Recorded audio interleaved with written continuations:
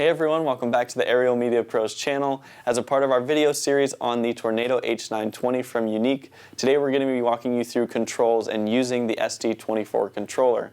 So we'll be walking through the application as well, so you'll know camera settings and everything you need to know in both single and dual operator modes. So let's jump right in and get into the control functions. Okay, so we have the front view of the ST24 controller here. And we're just going to work from left to right and show you what these switches and dials mean and what they'll do. We have, of course, the start and stop switch for motors on the top. So that'll be your motor start and stop button. Hold that down for 3 seconds to start the motors, and the same if you want to stop once you've ended your flight. Each of these switches has either 3 or 2 positions. So this has 3, 1, 2 in the middle, and 3 all the way down. We'll go ahead and get started with all the switches forward and away. So make sure that all these are in their number 1 position, as well as the retract switch on the top there. And then you have S1 here on the far left, which will be your gimbal pitch mode. And positions 1 and 2 will actually be the same. This will be angle mode for your pitch mode, and that will tell the camera to be dependent on whichever position you have the control slider here on the left. So if this is at a 45-degree angle, the camera will pitch down 45 degrees, vice versa for the different angles. So it will go essentially 0 to 90, and you can angle the camera that way. Now, if you push this into the third position here, that will be velocity mode. Now, velocity mode is also dependent on the control slider in the back here. So if the control slider is in a center position in velocity mode, then the camera is not going to pitch or move from that position. However, if you were to change it from the center position, either up or down, the camera will move in that direction, depending on how far you go from center. So the more you move, the faster it is going to pitch in that particular direction. And all you have to do is bring it back to center to bring the camera to a stop. So we'll switch that back up to angle mode. And we'll move on to the second switch here, which is S2, and that will be your gimbal yaw mode. Position 1 is follow mode, position 2 is also follow mode, and on the bottom here is position 3 in global mode. So in follow mode, the camera is actually going to pan. Remember, this is your yaw mode, so the camera is going to pan according to the controls of the aircraft. So if the aircraft is panning left or right, or turning left or right, the camera will follow along with the aircraft. So that's follow mode. Now, global mode actually frees the camera and the gimbal system on its pan axis to be able to spin 360 degrees. So no matter which way the aircraft is turning or facing, the camera will be in the same position, unless you use K1 here. And K1 is actually going to be your gimbal yaw control. So you can use this very similar to velocity mode. And when you move it right, it'll, depending on how far you bring it from center, will actually pan the camera right and left. So right here, back to center, and that'll keep the camera in the same place. And then we'll go left here, just to bring it back to center there. So that's S2 and K1. Those are yaw controls. Moving on to K2 here. This is an overall controls of the aircraft, whether you want your controls to be high speed or low speed. So on the very bottom end here, all the way left, if you turn K2 all the way left, this will be essentially what they call turtle, and on the far right will be rabbit. So any of the controls that you're doing, especially with flying the copter, you're going to want to bring those down to actually slow down the movements and make them more cinematic.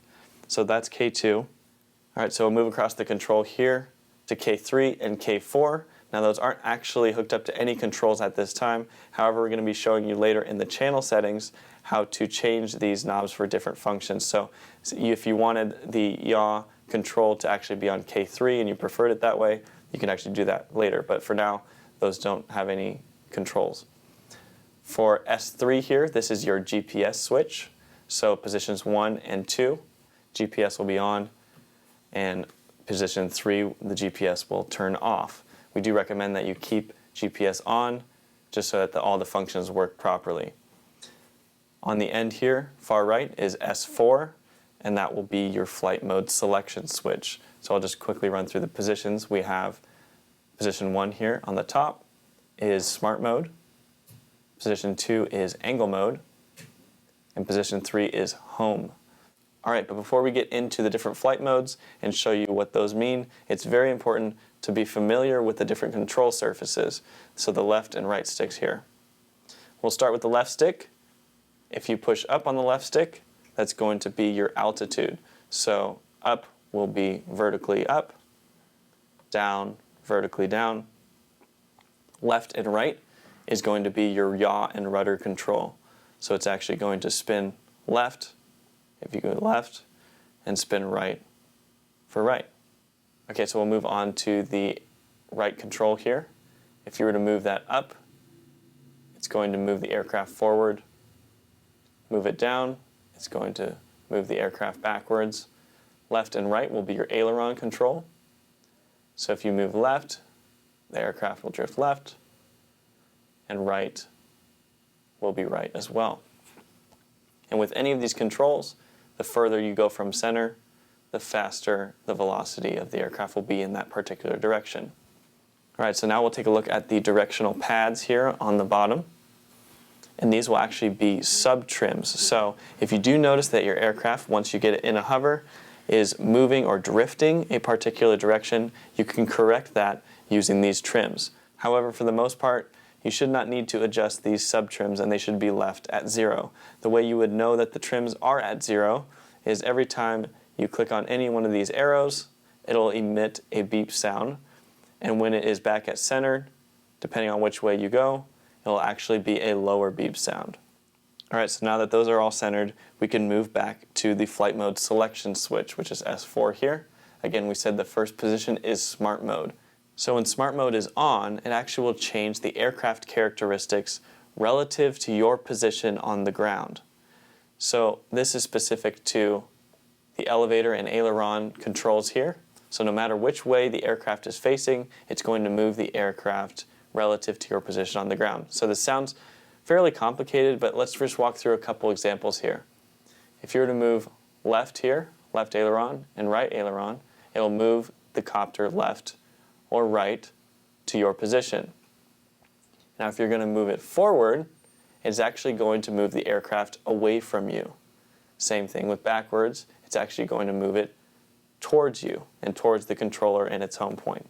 So again, no matter which way the aircraft is facing, it's going to move the aircraft according to those controls. So that's smart mode. Now we're going to put it in angle mode, which is the second position here. And angle mode is really just your standard Mode 2 flying characteristics. There's nothing locked to a home point or to your position. Forward is forward, back is back, and vice versa. All the controls that we outlined here, that's where the aircraft is going to go. So we do recommend that you learn to be highly proficient in flying the copter in angle mode as quickly as possible so you can have full manual control of the copter. So with that, we'll move on to the final position here on the flight mode switch, which is home. And home is going to initiate the aircraft in a return to home feature. So it's going to return the aircraft to its original takeoff position. So for any reason, in case of emergency, you need to bring it back, just use this as a last resort to bring the aircraft back to home. But since we're just getting started here, we want to make sure and put that back in angle mode. Now we'll go across and just make sure all the switches are back to forward and away, including this top right switch here, and that will be your landing gear switch. So as long as that is forward and away, the landing gear is going to be in its down position. So when you actually take off and you want to get that away from the camera view, you'll switch that up and that will bring the legs up for you. We'll switch that down. Again, make sure everything's forward and away. Last few buttons here. This will be your camera shutter button. So when you want to take a photo, on the right side, this will be your video shutter button. So when you want to start and stop recording, that'll be the switch for that. And of course, these are your two antennas on top, and we'll get those just lined up and ready for flight. So now we'll go ahead and turn on the controller using the bottom switch here. And wait for that to boot up. In the first screen you should see here, once it's all ready to go, is a menu with RC, FPV, and pad. And if it doesn't boot up to this screen, you can go ahead and hit the little home icon on the bottom here, and that will bring you back to this page. So again, we have RC, FPV, and PAD. This is an Android device, and therefore PAD will just allow you to access all the tablet features that you would on a normal Android tablet. What we'll be working with today is the RC and FPV modes. If you are doing dual controller, the pilot will be using RC, and the camera operator will be using FPV. Since we're doing single controller to start, all you need to do is go into FPV mode and boot that up. Now what we can go ahead and do is turn on the aircraft. So go ahead and flip the on switch on. So when this does open up, you should see a video feed, and this should connect to your aircraft. However, we're not getting that here, and we're going to go through and just show you how to bind it in case you aren't seeing a video feed here. So first thing you're going to want to do is go into Model Select, press OK, and every time you exit that main screen there, it's actually going to disconnect you from the aircraft. So here we want to just ensure that we are on H920 CGO4. So go ahead and click that, and it'll bring us back to the main screen here. So that doesn't actually connect you to the aircraft, it just selects the model. What we need to do next is go into System Settings on the bottom here.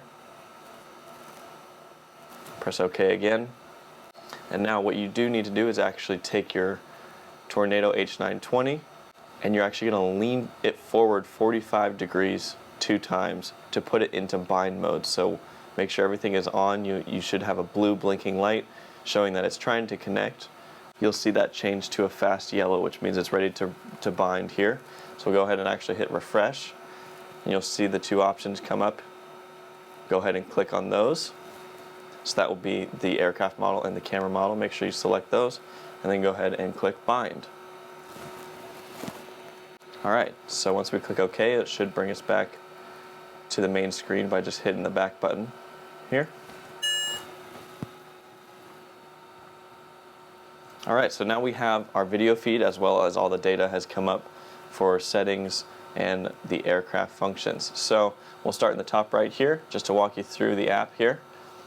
We have your top menu, and that's for the tablet itself. So you have your time, as well as Wi-Fi connections if you're connected to Wi-Fi or the camera, and that's going to show the strength of that connection.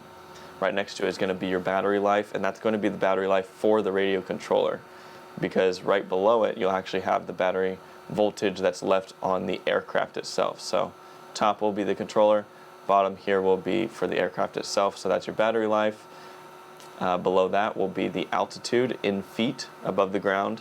So when you're up in the air, these are all going to apply, and you'll see those change over time. So altitude in feet, right below it will be your ground speed in miles per hour, so how fast you're going across the ground. Distance from the radio controller, so that will also be in feet, and will show you how far the aircraft is away from you. We've already gone into Model Select to select our model. But we will go back into there once we change to dual operator control to select just the camera or just the aircraft. Right next to it is channel settings. Go ahead and click on that.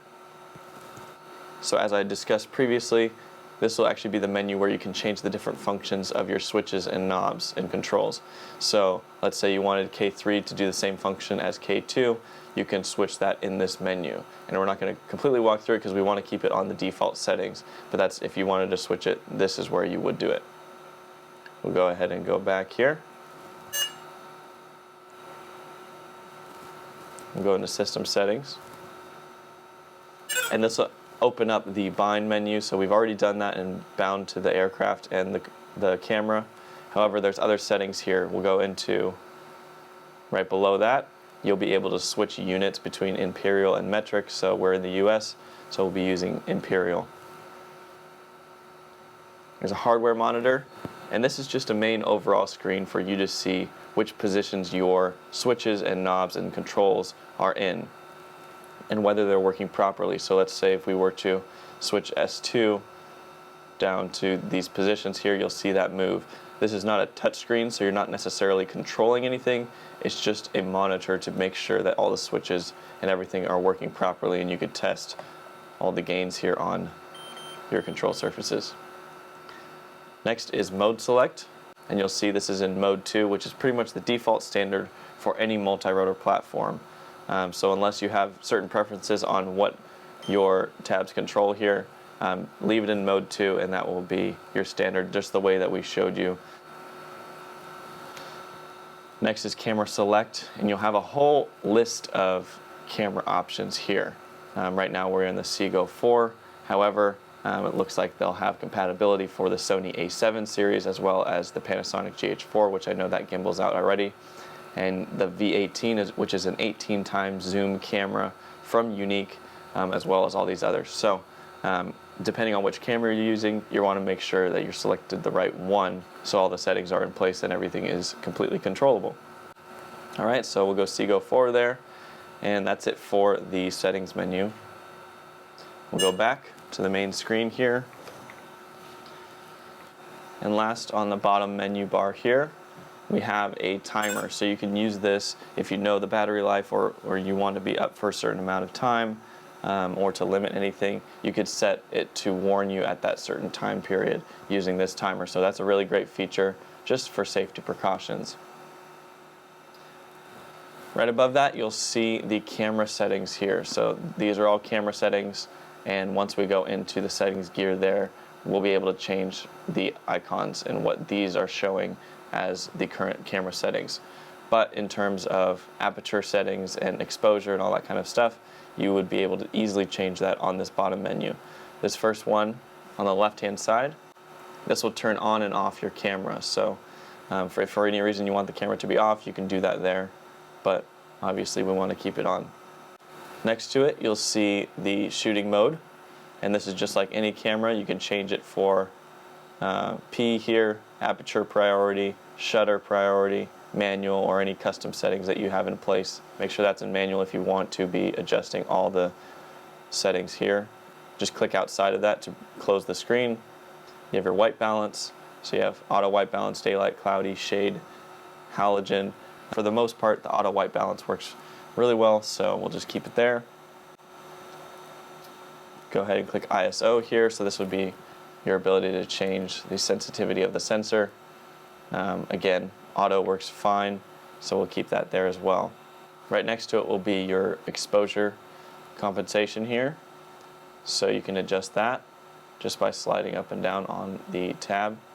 And last but not least, you have your actual aperture and shutter speed settings. So you can change aperture here, shutter speed. So all those quick access functions are right on the bottom bar here. For more detailed shooting modes and things like that, we can actually go to the gear icon here, and this will be a full camera menu where you would be able to change your video system between NTSC and PAL. We're in the US, so we'll keep it on NTSC. Video encoding. Now MP4 is going to be a more compressed file, and so for any sort of just video sharing on YouTube or anything like that, you can use MP4, but we do recommend that you use MOV.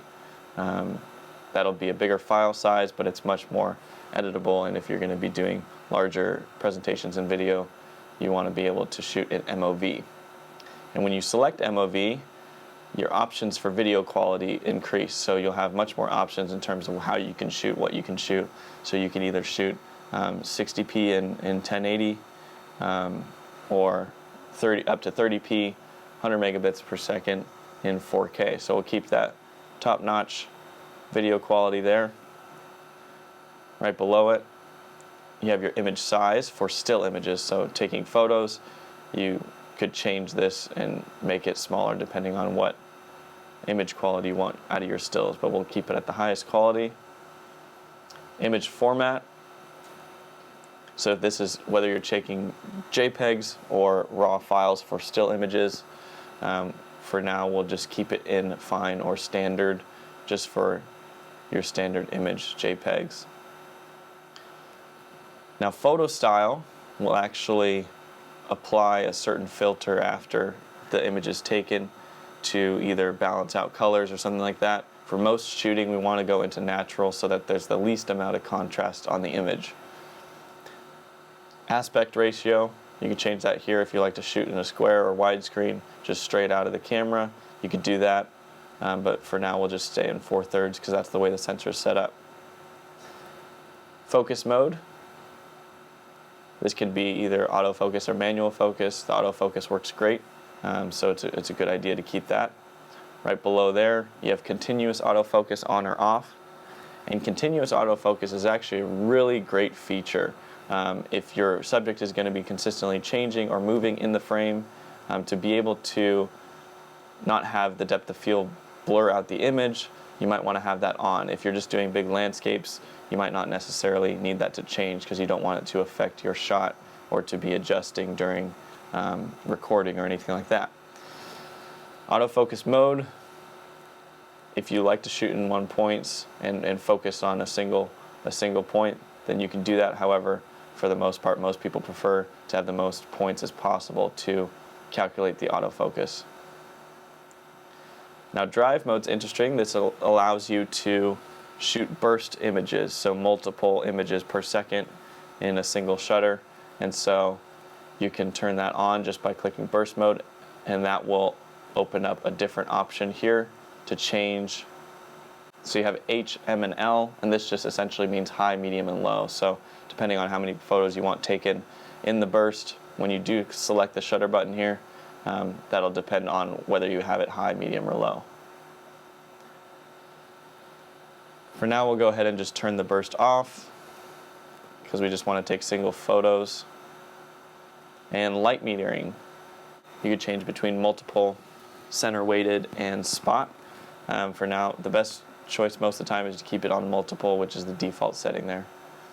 And if at any time you want to just change everything back to their default settings, you can click the reset camera button and that will reset everything back to the default settings. But for now, we'll just click on the gear icon to close that menu, and you can see all the settings that we just set in that menu have appeared here. So you have your focus points, natural photo style, all that kind of stuff is going to be showing just to give you an idea of what's in place. In case something is off, you can go ahead and change that in the settings there. So now we'll move on to the left-hand side here, and you'll see the mode, and it will give you an indication whether it is ready for flight, dependent on what flight mode switch you have on here. So it'll give you an indication of which flight mode it is in. GPS, same thing. Right now it says acquiring. We are indoors, and so once that has acquired enough satellites, then that will just change to on, and you can switch that off again by going S3 here, and you could turn it off and it will show disabled. And right under that we have the number of satellites that the GPS has picked up already, as well as the GPS coordinates of its position of the aircraft on the ground. So the last but not least here, you'll see the zoom icon here, and that will just give you an idea of where the zoom is at. And we actually haven't covered this yet. One of the amazing features of the camera, especially the CGO4, is its ability to have a zoom camera lens. So this is a 14-42 lens. Right now it's zoomed all the way in at 42. And what we'll use is on the right-hand side, the control slider actually controls the zoom of the camera. So we'll go ahead and bring that down here, and you'll see it zoom out. And you can see the rest of the studio here. All right, so that's 14, back in. So there you go, 14-42, and that just works on a velocity system. So the further you go away from center, the more it's going to zoom in. So that's it for this app. We'll actually go into and show you dual operator control, what it looks like to use the RC portion of the app. But before we switch controllers, I'm going to go ahead and go into Model Select here and select just the camera. So now the single operator is now just going to become the camera operator. So select just the CGO4 camera, continue, and now it will connect to just the camera without all the data appear here. So you can control settings and everything in this, and now we're going to switch and bind the pilot controller. So we'll take this out and switch it up. Alright, so this is our second controller, which will be the pilot controller. So we'll go ahead, instead of FPV, we'll go into RC here. Alright, so you can see no data has come up here on the screen. So we actually go to Model Select and just make sure we're in the right model. And this will be different than the FPV screen because it's only going to be the aircraft model. So H920. go to System Settings to bind. And we need to make sure our aircraft is in bind mode, so go ahead and lean it forward twice again and make sure it's ready to bind. And that's anytime you want to bind the aircraft, not necessarily the camera, but just the aircraft. So we'll do that. Go ahead and hit refresh here. Comes up on the bottom menu. And we'll go ahead and click bind here. Connections established. So now that when we go back to the menu here, it should all connect and everything comes up on the main screen here. But let's walk through just quickly. This is just a more basic version of the other app with some more telemetry information on the screen. All these sidebars are just going to control what appears on your screen. So if we were to hit GPS here, that's going to take the number of satellites away from the screen so it's not cluttered. So depending on what your preferences are for your screen, as the pilot, you can adjust that here. So GPS, you have your voltage of the battery there. Position, so this is going to take away these two on the bottom. And FLT is just the flight data, so that just takes away the telemetry information, your roll, your pitch. So if you were to change the direction of the aircraft or pitch it a certain way, you'll see those change here. But that's pretty much the basics. You still have your timer, the system settings, the channel settings, the model select, but this is just a really basic overview. Now in pilot mode, you'll still have the same controls that we showed you in the beginning of this video, but we're going to go back to the FPV controller now to show you what controls the camera now that you're not controlling the aircraft anymore. So now we're back with the camera gimbal operator controller here, and since this is not connected to the aircraft, these controls aren't necessarily going to do anything to the aircraft, and now they're going to be used to control the camera. However, to enable the control of the camera, as you'll see, this right here, it's not going to do anything. It's not going to move the camera if I move it here. And that's because these switches S1 and S2, which are the gimbal yaw and pitch modes, are not allowing the camera to be free and move in 360 and to pitch correctly. So we actually have to put this into velocity mode and global mode there. And now this right controller is used to control the pitch and the pan axis of the camera. So up is going to be a vertical pitch here. Down, we'll pitch the camera down to the ground. And right and left will pan the camera left and right. So you have complete control over the camera now. I'm just using a really smooth control surface with your right thumb here. Alright, so that's pretty much it for the app. Hopefully this video was helpful in getting a full walk around on the ST24 controller and what you need to know. For more videos like this, be sure to subscribe to the Aerial Media Pros channel. Until then, we'll see you on Facebook, Instagram, and YouTube. Thank you so much for watching.